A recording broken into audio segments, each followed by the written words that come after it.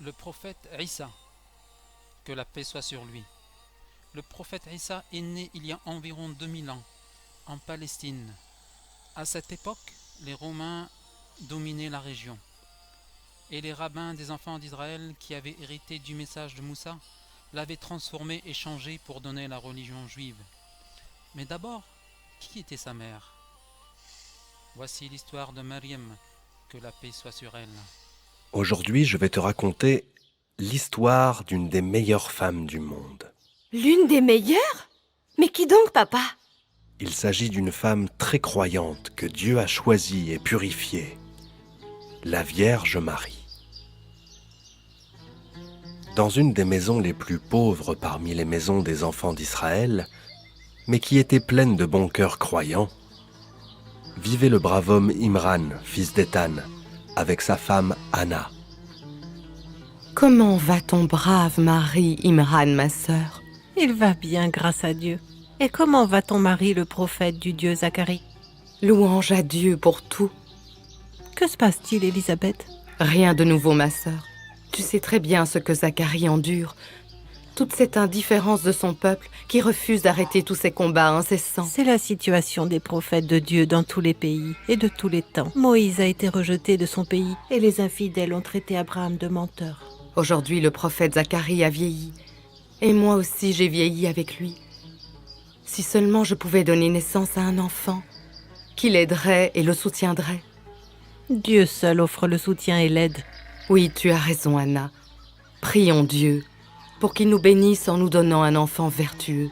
Si le Seigneur m'offre un enfant, je le donnerai au service du miracle et de l'obéissance à Dieu. Sois-en témoin, Seigneur. C'est bien passé, ma chère sœur. Je prie Dieu pour qu'il te donne à toi aussi un enfant vertueux, Élisabeth. Amen, ma sœur. J'avais voué à Dieu ce que je portais dans mon ventre, avant même de savoir que c'est une fille. Quelle réflexion étrange. Nous sommes égaux devant Dieu. Mais ce sont les garçons qui ont l'autorité, et ils sont les plus forts dans les guerres et les difficultés. Nous ne savons pas où se trouve le bien, ma sœur. Tu sais, il se peut très bien que cette calme petite fille porte en elle le bien pour toi et pour le monde entier. Je pense que je vais l'appeler Marie. Marie? C'est un très joli prénom.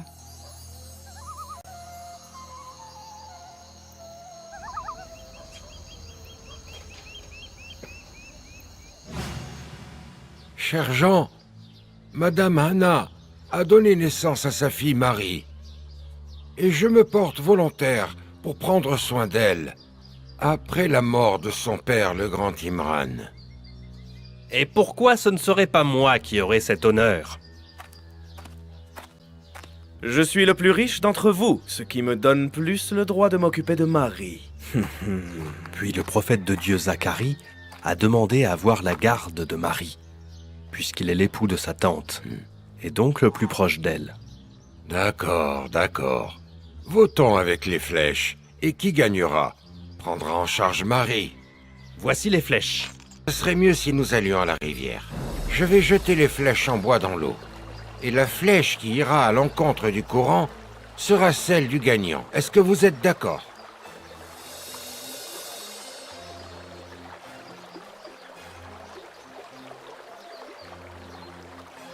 Zacharie, encore une fois. Avons-nous dit la flèche qui va avec le courant ou à l'encontre du courant? Mais nous avons dit que c'était la flèche qui allait avec le courant. En effet, c'est ce qu'il me semble avoir entendu, moi aussi. Le prophète de Dieu Zacharie les invita à craindre Dieu et à ne pas recourir à de telles astuces. Cher Zacharie, nous allons voter pour la 3e fois et la dernière fois. Cette fois, nous le dirons clairement. La flèche qui ira avec le courant sera celle du gagnant, c'est bien clair? Oui, ceci est dans notre intérêt.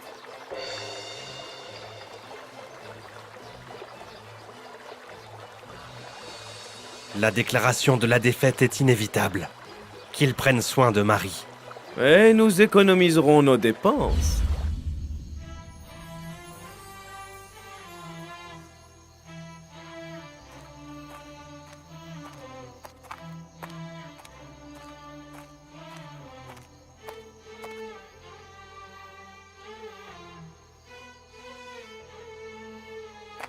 À chaque fois que je te rends visite, je te trouve en train de prier, Marie. C'est grâce à Dieu, ma tante.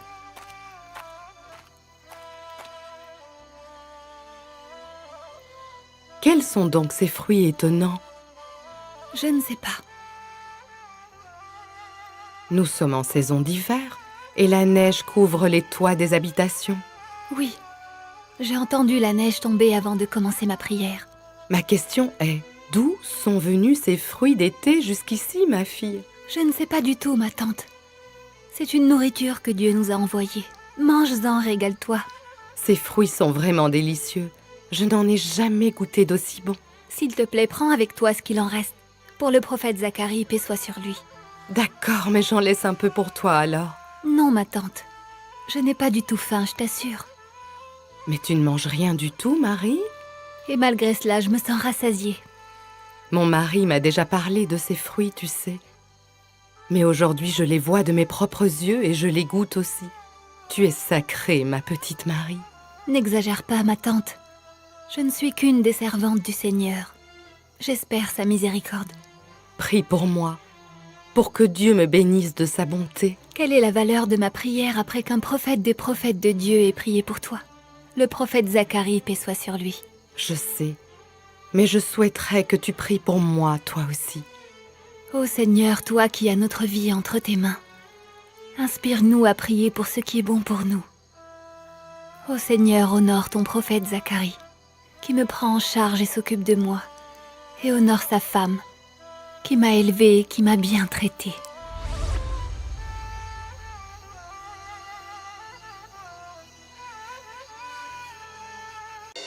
Notre-Dame Marie était seule dans le temple, quand l'archange Gabriel apparut, sous la forme d'un humain. Qu'est-ce que c'est? Mais qui êtes-vous? Le noble archange la rassura en disant « Je suis le messager du Seigneur. Je suis venu suite à son ordre pour vous annoncer la venue d'un fils pur. Un fils? Comment pourrais-je avoir un fils alors qu'aucun homme ne m'a touché? » Le noble archange dit « C'est la volonté de Dieu. Ce garçon sera un signe et une source de miséricorde pour les gens. » Le noble archange souffla fort, puis il s'en alla doucement. Où est passé l'homme qui me parlait? Il n'a même pas mentionné son nom. Comment est-il parti? La porte est fermée. Seigneur, aide-moi, mon Seigneur, pour ce que tu m'as réservé. Avoir un enfant sans mariage est une chose qui affecte la réputation de mes parents, qu'ils reposent en paix. Et ça affecte aussi la réputation du prophète de Dieu Zacharie, qui se charge de moi. Tu ne dois pas t'en faire pour ça, Marie. Il suffit que tu sois pure aux yeux du Seigneur Tout-Puissant. Dieu sait très bien que je ne crains rien pour moi. Mais je m'inquiète pour l'enfant qui se trouve dans mon ventre. Peut-être qu'ils lui feront du mal. Tu commences à sentir sa présence?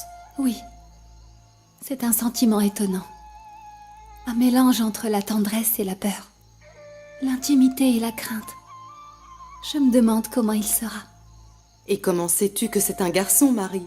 Peut-être que c'est une fille qui sera aussi gentille que sa mère. Non, c'est un garçon. C'est le noble archange qui me l'a dit. Ah, Seigneur, que dois-je faire maintenant? Où dois-je aller?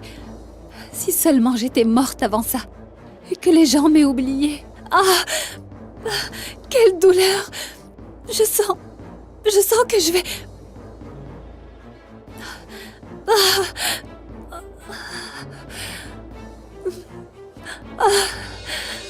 Et la Vierge Marie accoucha de son enfant Jésus, que la paix soit sur lui. Comme tu es beau, mon fils. Et comme je suis fatiguée. J'ai incroyablement soif. Et j'ai très faim aussi. Jésus le prophète de Dieu parla alors dans son berceau. Il lui dit « N'aie pas peur et ne sois pas triste. Gloire à Dieu le Tout-Puissant. Est-ce que l'enfant parle dans son berceau? » Il lui dit « Regarde en bas, tu trouveras de l'eau pure. Bois, maman, jusqu'à ce que tu n'aies plus soif. » Merci mon Dieu pour cette eau.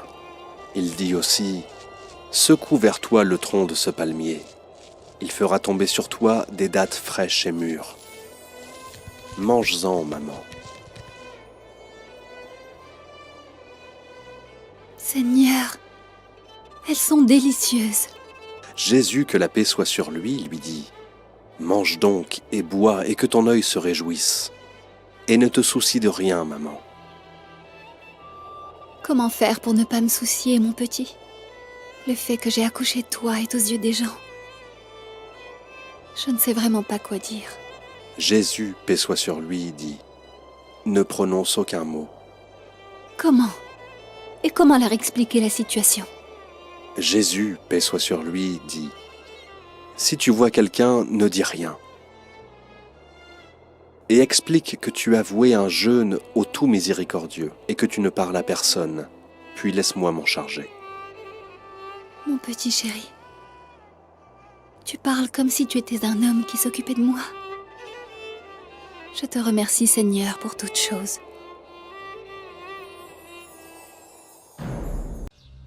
La Vierge Marie revint donc au temple en compagnie de son bébé. Étant rassurée de savoir que le Seigneur accompagnerait cet enfant pur.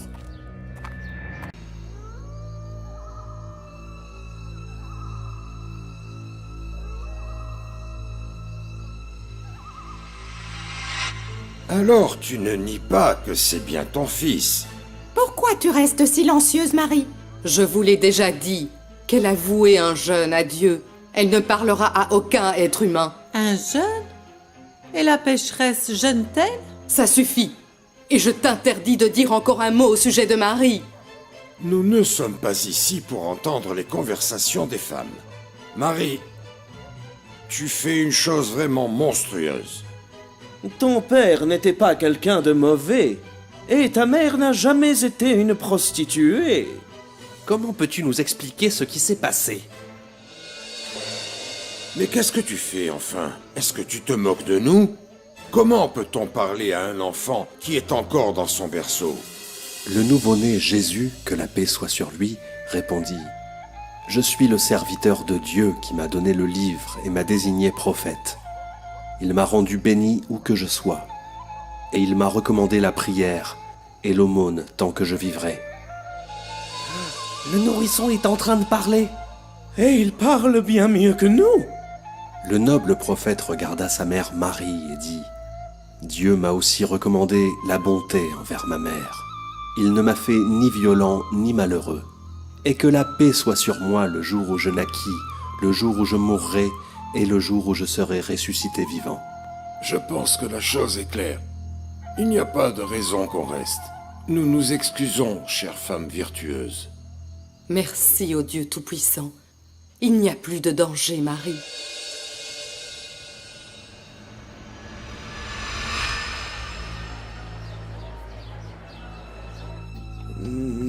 Que devons-nous faire maintenant, grand prêtre? Je ne sais pas.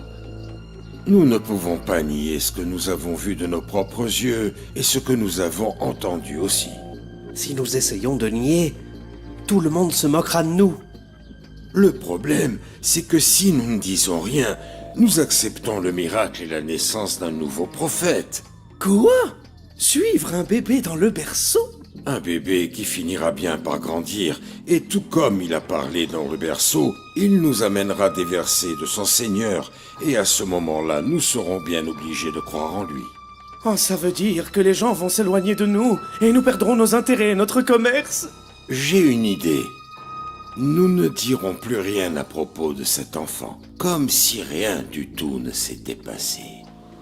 Et quel en serait l'intérêt? Dieu soutiendra son prophète, dans tous les cas. Oui, mais d'ici là, nous pouvons multiplier notre fortune et attirer plus de gens de notre côté. Ah, faisons cela alors. Nous n'avons rien vu, ni entendu quoi que ce soit.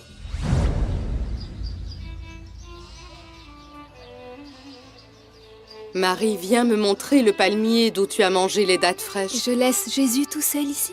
N'aie pas peur, il est en train de dormir. Jean-Baptiste va le garder. Que Dieu bénisse Jean-Baptiste. Mais je ne peux pas laisser Jésus une seule seconde, ma tante. C'est le Seigneur qui garde et qui protège ma fille. Je sais, bien sûr. Mais Jésus est sous ma responsabilité. Parce qu'il n'est pas seulement un nouveau-né. Il est un prophète. Un prophète qui sauvera les gens de leurs douleurs et de leurs maux. Je l'ai entendu parler. Et je sais qu'il y a une grande souffrance qui l'attend. Le prophète Zacharie a passé toute sa vie à essayer de convaincre les gens, mais la plupart d'entre eux n'ont pas cru en lui et lui a causé du mal. Je ne me sens pas à l'aise dans cet endroit, j'ai peur. Dieu sait que je ne crains rien pour moi. Mais je m'inquiète pour la responsabilité que j'ai entre les mains et que je tiens dans mes bras.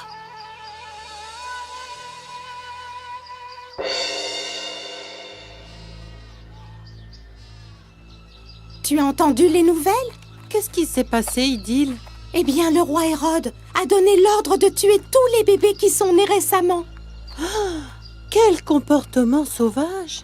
Même les enfants n'échappent pas à leur mal. Je pense qu'il cherche un enfant en particulier. Et qui est cet enfant qui mettrait toute l'armée romaine en danger? Un enfant qui serait prophète, par exemple, et qui serait plus tard fidèle aux gens et les aiderait. Ah, tu parles sans doute du fils de Marie qu'on a entendu parler dans son berceau. Et y a-t-il un autre que lui? Est-ce qu'on dit aux soldats où il se trouve pour obtenir d'eux une récompense? Mais de cette façon, on se prive de l'opportunité de nous débarrasser de l'oppression et de la servitude. Qu'on empoche la récompense d'abord, et on verra bien ce qui se passera plus tard. Très bien alors. Mais dans ce cas, nous devons bien négocier avec eux.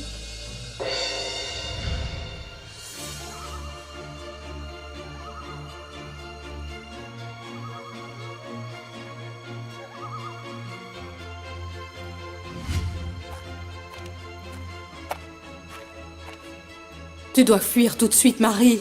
Fuir? Pour aller où? Qui est là? Je suis le soldat Isclis de l'armée romaine. Où allons-nous partir maintenant? Nous ne pouvons pas échapper à notre destin. Garde bien Jésus, ma tante. Bonjour, honnête dame Marie. Que se passe-t-il, soldat? Vous devez fuir tout de suite. Les soldats de l'empereur Hérode vont arriver dans un moment. Merci, soldat. Je vais le faire, mais... Une caravane va passer par ici pour aller en terre d'Égypte par le désert de Sinaï. Essayez de les rejoindre. Allez, Marie, dépêche-toi. La terre de Sinaï? La terre de Sinaï où le prophète Moïse s'est réfugié et a parlé avec le Seigneur? Je vais vous montrer le début de la route. Pardonnez-moi, je ne pourrai pas vous accompagner. Le son des chevaux qui s'approchent. Dépêche-toi, Marie.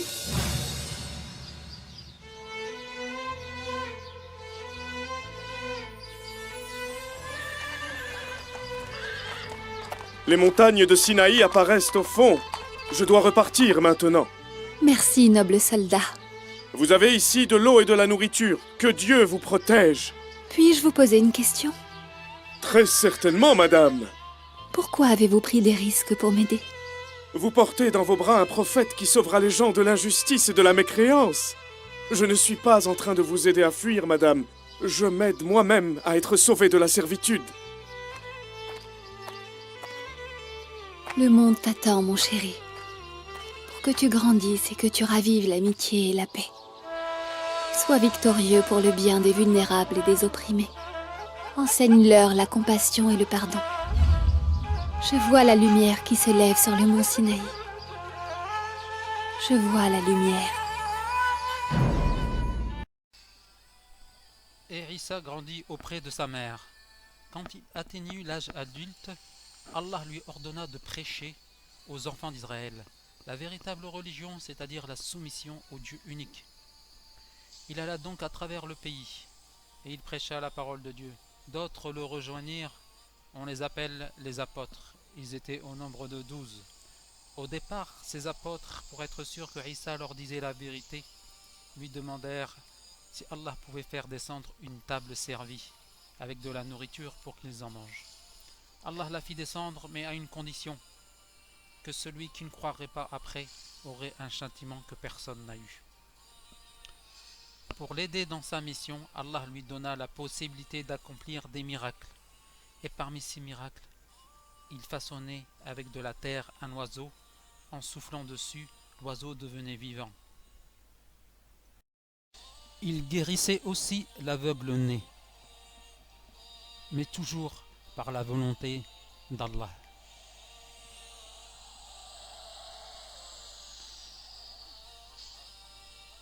Il guérissait aussi le lépreux, les malades, mais il disait toujours par la volonté de Dieu. Mais il pouvait aussi ressusciter les morts. Il était le Messie que les enfants d'Israël attendaient. يا زوار معبد سليمان ساعدوني يا أيها الذين ضقتم ذرعا بالظالمين ساعدوني هل سمعتم كلام هذا الرجل؟ اسمعوني الآن. بني إسرائيل يرزحون منذ سنين تحت ظلم المشركين الرومان وملوكهم، أليس كذلك؟ ها؟ منذ سنين ونحن ننتظر قائدا مقدسا من بيننا يخشى الله، ليس كالسلاطين الملحدين الكافرين كهيرود الكبير وكهيرودوس وأبنائه الفاسدين، أليس كذلك؟ يا عيسى يا عيسى اليهودية تحتاج إلى ملك قوي ويجب أن يكون عبرانيا، رجل يجمع بين قداسة يعقوب والأسباط ال12، رجل يقود دولة داود وسليمان العظيمة، والآن باتباعنا عيسى النبي الجديد لبني إسرائيل نستطيع أن نحظى مجددا بملك مقدسي بعد قرون، عيسى ابن مريم المقدسة، ومريم من نسل الملك داود، أليس كذلك؟ فليحيا عيسى الملك المقدس، فليحيا عيسى، فليحيا عيسى، فليحيا عيسى، فليحيا عيسى، فليحيا عيسى، فليحيا عيسى، فليحيا عيسى، فليحيا عيسى، فليحيا عيسى، فليحيا عيسى، فليحيا عيسى، فليحيا عيسى، الموت لهيرودوس، أجل فليحيا عيسى، فليحيا عيسى، فليحيا عيسى، فليحيا عيسى، فليحيا عيسى، فليحيا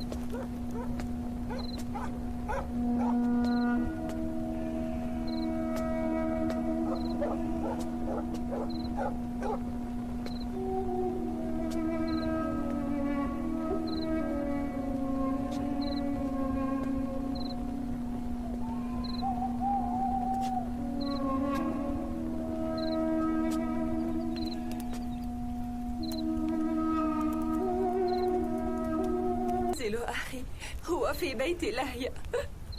معلمي إن أخي سيموت. أتكلم إليك، قومي واذهبي إلى أخيك ولا تقلقي، لا تترددي.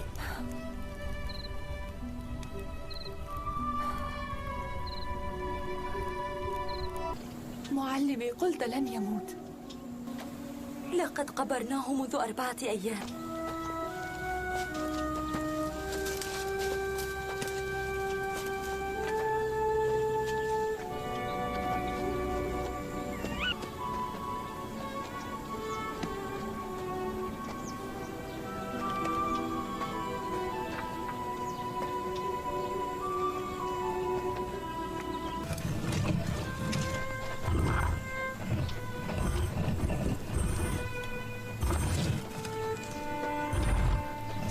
يا إله آبائنا،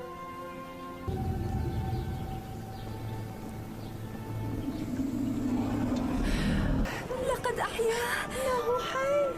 أخي إنه حي. لقد أحياه، لقد أحياه، إنه حي. لقد أحياه. أخي إنه حي من جديد. لقد أحياه. إنه حي. هذا لا يصدق. إنه حي. أقامه من الموت.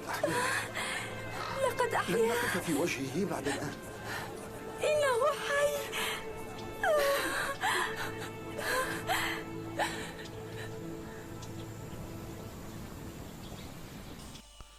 Isa alayhi salam leur annonça aussi la venue du dernier des prophètes, qui s'appellera Ahmed.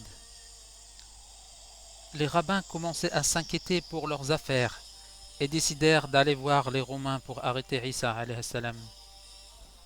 Les Romains arrêtèrent une personne pensant que c'était Isa. Ils le jugèrent et le condamnèrent à mourir sur la croix. C'est alors que les rabbins dirent: nous avons tué le Messie, fils de Mariam. Et s'il était vraiment le Messie, il ne serait pas mort sur la croix. Mais en fait, ils n'en étaient pas sûrs, car la vérité, c'est qu'ils ne l'ont pas tué, mais c'était un faux semblant. Que la paix soit sur Isa ainsi que sur tous les prophètes.